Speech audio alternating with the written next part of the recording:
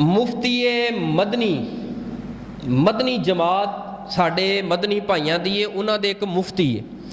उन्हां दा क्लिप ना एक सोशल मीडिया ते बड़ा वायरल है। उन्हां दे कोलों सवाल किया गया, बाबा जी जिहड़ा बंदा सिगरेट पी ले क्या उहदा वुजू टुट जाएगा या नहीं टुटेगा? हुण देखना इलमी खियानत किवें होण लगी है। बाबा जी फरमांदे ने जिहड़ा बंदा सिगरेट पी ले उहदा वुजू कोई नहीं टुटेगा। या सिगरेट पीने से वजू टूट जाता है? नहीं टूटता। नस्वार लगाने या गुटखा खाने से वजू टूट जाता है? नहीं टूटता। गुटखा खा ले, नस्वार रख ले, ओदा वुजू कोई नहीं टूटेगा। मैं बाबा जी मेरा एक सवाल है, दसो जे खून निकल आए जे खून निकल आए फिर वुजू टूट जाएगा। सिगरेट पी ले ते वुजू नहीं टूटेगा। यार अपनी अकल ते मातम कर। सिगरेट पी ले वुजू नहीं टूटेगा। रसूले पाक फरमाते ने जड़ा थोम प्याज कच्चा खा ले वो मस्जिद ना आए। और सिगरेट के बारे वाजे दलाइल ने 10 दलीलां ने जिहदी बुनियाद ते उलमा ने कहा सिगरेट बिल इत्तिफाक हराम है।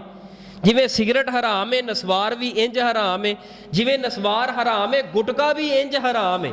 ये तो बस नाम बदल दिते ने, उहदे अंदर जिहड़ी मिकदार नशे की रखी है बराबर दी है।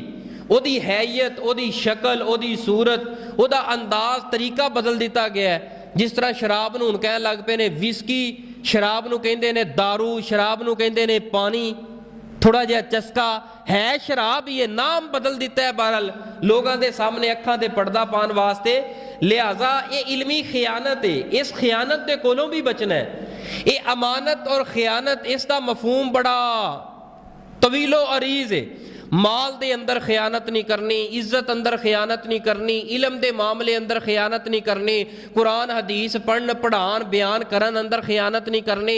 अगर कोई किसी दे घर मुलाजम है अपने मालिक दे माल दे अंदर खियानत नहीं करनी।